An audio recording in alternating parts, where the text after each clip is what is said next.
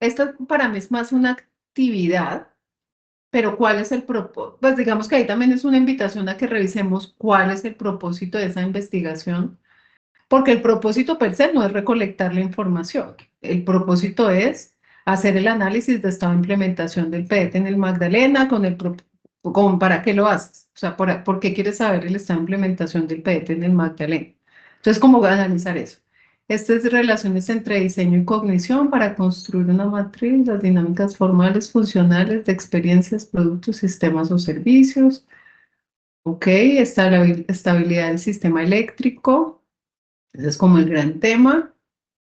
Desarrollo de mejores diseños para integración de almacenamiento de energía en alta tensión. Establecer las representaciones sociales sobre el deporte en docentes del magisterio. Generar escenarios que permitan mejorar la eficiencia de los procesos. Generar conocimiento acerca de reportes de casos, revisión de la información. Creación de guías. De práctica clínica. Este quedó general. Diseños descriptivos. mm, Es como, en general, describir el impacto en la supervivencia global y libre de enfermedad y enfermedad mínima residual en pacientes con mieloma múltiple con alteraciones citogenéticas de alto riesgo. Wow, este está más específico. Aplicar conocimiento en las diferentes áreas de la ciencia. Mi investigación se basa en la reconstrucción de la memoria histórica del sujeto campesino dentro del movimiento campesino, establecer avances en el desarrollo de estrategia que permita reducir, mitigar o controlar problemáticas estructurales e hidráulicas, identificar el daño que causó el conflicto armado en poblaciones étnicas en la zona del Atrato Chocuano, preguntas clínicas, factores de riesgo asociados a la manifestación de enfermedad pulmonar intersticial en pacientes con patologías autoinmunes residentes en el Caribe, uso ya en medicina veterinaria, pero hay cuál es tu objetivo, o sea, hay como revisar bien, o sea, lo que quieres es investigar acerca de usos de la IA en medicina veterinaria, creo. Ya. Guía de desarrollo de protocolos en posgrados médicos, pero bueno, este no es tanto no es tanto un propósito de investigación, sino una acción para mejorar la investigación, que es generar una guía para desarrollar protocolos de investigación en posgrados, creo. Esta está general. Establecer el avance en la implementación de políticas públicas de igualdad en Colombia. Investigación cualitativa fenomenológica sobre violencia obstétrica. Wow. Medir la factibilidad económica, social y tecnológica de la implementación del cáñamo como vajillas reciclables en Colombia. Bueno, una diversidad impresionantemente bonita. Qué bonito. Muy bien. Bueno, pues muchas gracias. Entonces, piense que ya hoy, para los que están muy genéricos, la invitación, y esa es una de las tareas que les voy a dejar, es que puedan describir con mayor precisión eso que quieren hacer en su investigación. Eso que implica definir un objetivo, pues no les voy a poner a hacer un protocolo todavía, nada de eso, pero que puedan tener ya como un objetivo más claro de cuál es el propósito de su investigación, pensando en que debe cumplir. Por eso a algunos les dije, está todavía como una actividad, todavía no lo veo como una investigación, porque lo que quiero es que piensen cuando la describan que cumpla con esto, no, que cumpla con la definición de investigación y los criterios para saber si realmente es una investigación o es una actividad que tengo que hacer. Entonces, es novedoso, creativo, incierto, sistemático, transferible o reproducible en algún momento. En los que son más básicas, esta no me parece que sea realmente tan real. Esa la dejo más para aplicada y las otras, pero estas cuatro primeras, validen que lo que definan ustedes efectivamente cumpla con esos criterios. Esa es como la tarea que se las dejo desde ya. Muchas gracias. Bueno, y sigamos acá. ¿Están viendo toda mi pantalla? Sí, se me movieron para esta pantalla, los muevo otra vez. Aquí ya los vuelvo a ver.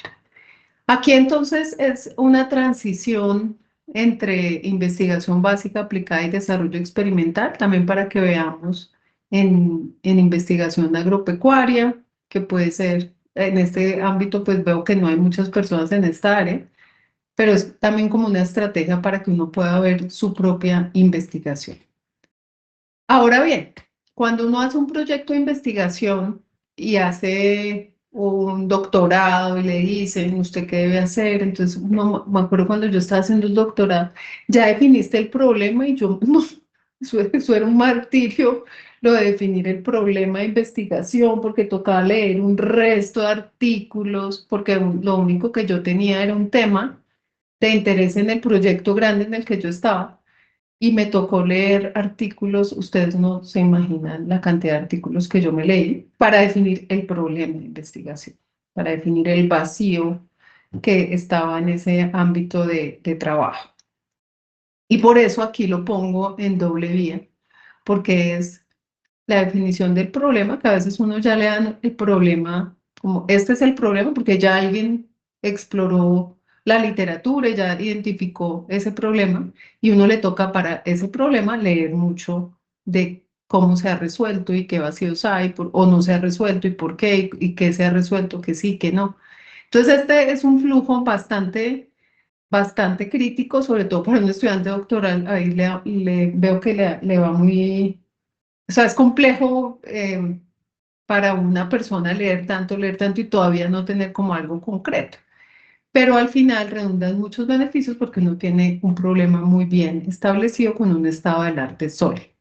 A partir de eso, entonces, con el problema se diseña el estudio, la metodología que se va a utilizar para poder responder a ese problema planteado y se hace ya la ejecución de esa metodología que normalmente involucra recopilación y análisis de datos y este flujo, aquí uno se puede demorar pues un año o más, muchos años, depende mucho del tema, y al final o de manera intercalada en la medida en la que voy obteniendo resultados, pues voy presentándolos.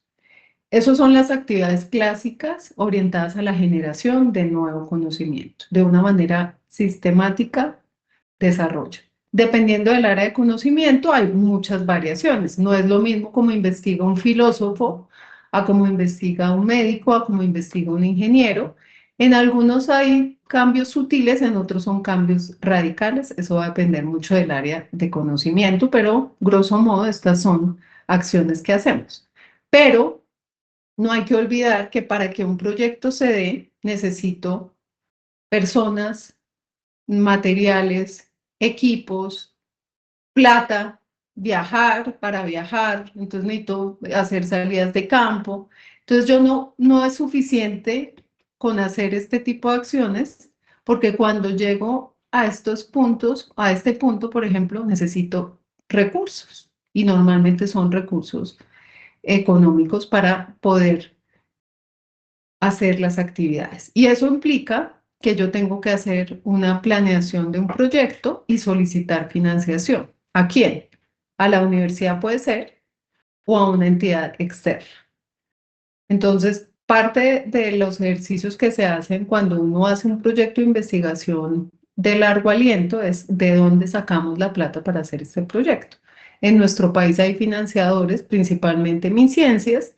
En el mundo hay otros financiadores, cada vez menos, gracias a todos los cambios geopolíticos que hemos vivido en los últimos años, en donde se han concentrado las fuerzas muchas en guerra, desafortunadamente, o en protección de su territorio con ánimo de ser más potentes, como lo dicen ellos mismos. Entonces, hay que entrar a ese proceso de dónde hago yo postulaciones para poder tener recursos para hacer investigación con mayor impacto. Y en ese sentido hay una serie de acciones que uno hace, es planear el proyecto, solicitar financiación, legalizar la financiación. Es un proceso muy administrativo que se requiere para lograr, una vez me gano una financiación, que efectivamente me llegue la plata para poder empezar a trabajar. Eso puede requerir firmar convenios, puede requerir firmar contratos, puede requerir hacer mucha documentación para validar quién es uno, sobre todo si el financiador es un financiador internacional que no sabe quién es la universidad de la cual uno es, porque sencillamente ve una universidad en Colombia. Entonces, ¿cómo demuestra uno que es una universidad seria? Y finalmente llega la razón de ser de la investigación, que es hacer ya las actividades con los recursos que necesitamos para hacerlas. Y siempre pensando que durante todo el proyecto se generan datos, se genera documentación y yo tengo que gestionarla. Entonces son acciones que no son técnicas, pero que son necesarias para que la acción se pueda ejecutar. Si yo necesito un proyecto, necesito asistentes de investigación, necesito técnicos o coinvestigadores, pues yo necesito tener contratos. Necesito tener puestos donde sentar a las personas, computadores con los que trabajen, reactivos, lo que sea que necesite. Y eso implica una serie de actividades. Y siempre alrededor de la ética y el cumplimiento regulatorio. Entonces, uno de ustedes me escribió que estaba trabajando con comunidades en el Chocó. Si son comunidades étnicas, ya hay proceso de consulta previa y sí, que arrojó. Sí, entonces hay una serie de procesos que implica cumplir las leyes del país. Y si es una investigación multicéntrica, entonces las leyes de todos los países en donde estoy haciendo la investigación, y eso tiene unas complejidades bastante interesantes. Y todo se combina en estos grandes fases, que son preadjudicación, adjudicación y posadjudicación de mi proyecto de investigación, que si yo integro lo técnico con lo no tan técnico, podríamos ver algo así. Y es en la preadjudicación, yo planeo el proyecto y solicito la financiación. Y para hacer esto tengo que hacer una propuesta sólida en donde se vea claramente cuál es el problema que voy a abordar, cuál es el soporte de ese problema, el estado del arte que yo he analizado para llegar a ese problema y cuál es el método que voy a utilizar para poder avanzar en ese problema. Luego yo postulo y obtengo, se me dejó de compartir. Está muy raro. Sí. Ya. Luego, ya lo volvieron a ver, ¿cierto? Listo. Luego yo postulo y me quedo esperando y si corro con suerte, pues me gano una financiación. Y apenas me gano una financiación, algo que en lo que yo insisto mucho, y es que uno tiene que hacer una planeación más allá de la que hizo acá. Porque acá uno pone unas actividades, lo que me piden para que se vea coherente lo que voy a desarrollar, pero aquí es la planeación que involucra la planeación de compras, de contrataciones, de trámites estatales, de actividades, la detallada, por supuesto. Todas esas planeaciones que van a surtir en paralelo, yo las debo hacer en la etapa de adjudicación. ¿Por qué no la hago desde acá? Porque pues podría ser una pérdida de tiempo si no me gano la financiación, pero apenas me la gane, yo tengo que proceder a esa planeación detallada. Y luego, en la posadjudicación, pues ya es hacer el proyecto básicamente. Es recopilar, analizar y en la medida en la que voy haciendo acciones, pues tengo que gestionar los recursos, saber que se me va a acabar no sé, que tengo que importar este equipo y eso tiene que estar antes de que contrate a estas personas, porque si no, no van a tener con qué trabajar, cosas de ese estilo. Y siempre en el marco de la ética y el cumplimiento regulatorio. Aquí está un resumen pues, de cada fase de la preadjudicación, adjudicación y posadjudicación. Entonces, ¿qué es lo que quiero que pensemos ahora? Volvamos a esta diapositiva. Si yo tengo una IA y mi IA es un asistente para un proyecto de investigación, en todas las fases me sirve la IA, en todas, porque me puede asistir haciendo la planeación detallada, me puede asistir haciendo la revisión. De hecho, muchos de ustedes lo usaron ahora para identificar artículos. Aquí se usa muchísimo, es donde más se usa. Me puede ayudar a definir la metodología detalladamente y muy acertadamente a partir de las características de mi proyecto. Me puede ayudar a hacer el prompt que les mostré de divulgación científica, entonces de generar a partir de esos resultados todo un plan de divulgación de mi proyecto. Me puede ayudar a analizar datos, me puede ayudar a hacer unos cronogramas y poderles hacer seguimiento. Entonces, fíjense que me puede ayudar en absolutamente todas las fases. Javier. Profe, en ese sentido, se podría crear entonces por cada fase del proyecto un prompt de prompts para cada fase. Por ejemplo, en la parte de la elaboración del presupuesto, decir, tú eres un asesor financiero con experiencia en proyectos, no sé qué, bueno, quiero esto. Ujú. Listo, para la parte de yo no sé, o sea, como establecer un prompt de prompt en cada parte para ir construyendo el gran proyecto. Pues el prompt de prompt es uno, y con el prompt de prompt hacer un prompt para cada fase, ¿sí? Entonces, sí, tú podrías decir, voy a hacer un prompt para, para crear un proyecto especialista en planeación detallada de proyectos.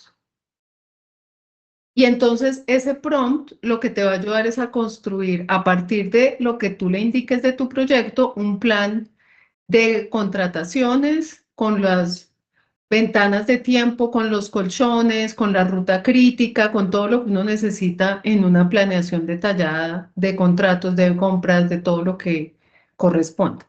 Podrías Profe, hacer otro que te ayude mucho a lo que yo veo que más sufrimos, y me incluyo los investigadores, es haciendo los presupuestos con las restricciones que dice el financiador, por ejemplo.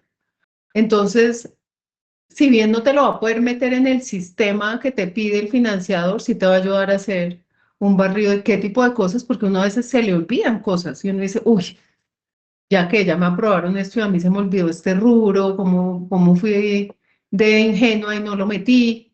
Y esto profe, le ayuda a uno a detectar ese tipo de cosas. ya, Entonces, yo, me parece muy, muy sano lo que dices porque uno podría decidir, voy a utilizar un proyecto especialista en diseño metodológico, otro especialista en planeación detallada, otro especialista en presentación de resultados más allá de lo académico para poder ser un duro en algo que yo recomiendo mucho en promocionar la investigación de uno en redes sociales académicas y que la gente realmente reciba eso que yo generé desde mi proyecto de investigación. Esa es la idea. ¿Qué ha pasado? Las empresas se han dado cuenta de eso y dicen, bueno, como a la gente le toca hacer tanta revisión bibliográfica, hagamos una herramienta que esté mucho más especializada en estados del arte. Y no le toque en ChatGPT ponerse a hacer prompts ni nada, sino que yo le ayudo. Y por debajo ellos ya han hecho muchos prompts y me lo entregan en una interfaz más allá de ChatGPT, en una interfaz propia para hacer buenas revisiones de estado del arte. Y cuestan, pero pues uno, si eso es lo que uno hace en el día a día, pues uno lo paga. Así de sencillo. Si no es algo que uno hace en el día a día, pues yo ahí les digo, quédense con ChatGPT. Pero si es algo en lo que uno está trabajando fuertemente, pues sí vale la pena tener una herramienta de esta. Entonces, muchas se han orientado a los temas de escritura, a los temas de revisión bibliográfica. Son como dos especialidades importantes que han tenido. Adicionalmente están todas las ideas genéricas de generación de presentaciones y cosas así que pues me sirven para cualquier proyecto de investigación o cualquier proyecto o clase o lo que sea en general. Pero las que han especializado en temas de investigación están muy orientadas a esto y a esto, principalmente. Entonces las vamos a ver. Entonces lo que quiero es que uno siempre debe pensar en las herramientas que tiene y para qué le sirve más esta, para qué le puede servir más esta otra. Eso es parte de lo que vamos a ver en las diferentes clases.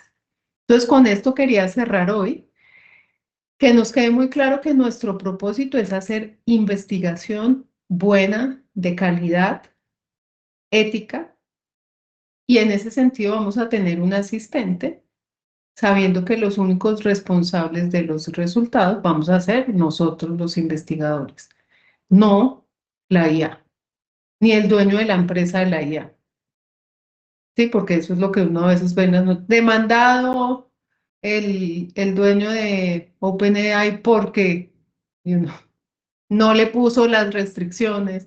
Ah, pero al final, por eso está en todos los términos de uso. Usted es el responsable. Es un sencillo asistente. Bueno, ¿qué vamos a ver la próxima clase? O sea, el lunes. Vamos a ver, nos vamos a orientar a herramientas que nos ayudan a identificar artículos interesantes. Algunas tienen incorporado temas de IA, otros no, pero quiero que tengamos ese barrido. Como me di cuenta que solo 10 de ustedes, o 11, no me acuerdo, tienen Scopus, vamos a usar herramientas que son abiertas para poder ver el tema de artículos, pero también les voy a mostrar en Scopus rápidamente. Scopus AI, Scopus pues es la base de datos, pero Scopus hizo un módulo de AI que está bastante chévere, entonces también se los quiero mostrar. Ese no viene por defecto, entonces también para que validen si ustedes en su universidad lo tienen, en las Javeriana sí está, pero no sé si en todas las universidades lo tengan. Pero se los quiero mostrar para que vean el tipo de cosas que hace Scopus AI. Y luego nos concentramos en estas herramientas para identificar artículos. De tal manera que después yo puedo usar una herramienta LLM tradicional con los artículos reconocidos o puedo hablar con los artículos directamente en esos buscadores que vamos a trabajar. Entonces, esa es la parte práctica que vamos a hacer y la parte más de reflexión estará alrededor de los temas éticos en IA. Porque así como adquirimos ciertas habilidades, adquirimos ciertas responsabilidades, en este caso, responsabilidades alrededor del uso de IA. Ese es entonces el camino que recorreremos lunes y martes de la semana entrante. ¿De acuerdo? No sé si tengan alguna pregunta, alguna inquietud para cerrar. Todo súper claro. ¿Les gustó? ¿Les sirvió?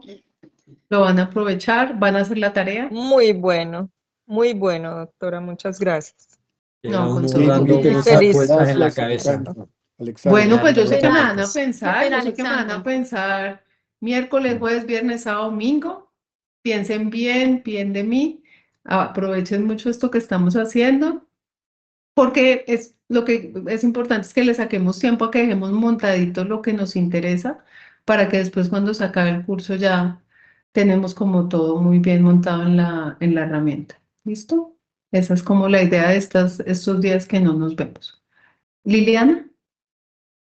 Sí, qué pena. Es que tengo una pregunta, o de pronto sí, me está pasando muchas cosas por la cabeza, pero mi inquietud es, bueno, yo siempre he estado acostumbrada a usar el ChatGPT de manera, pues, gratuita, pero aquí revisando todo el tema de prompt, las recomendaciones, que si debemos adquirir pues, por lo menos la suscripción para poder guardar pues algunas cosas porque estaba pues revisando y ahí pues la capacidad es muy limitada.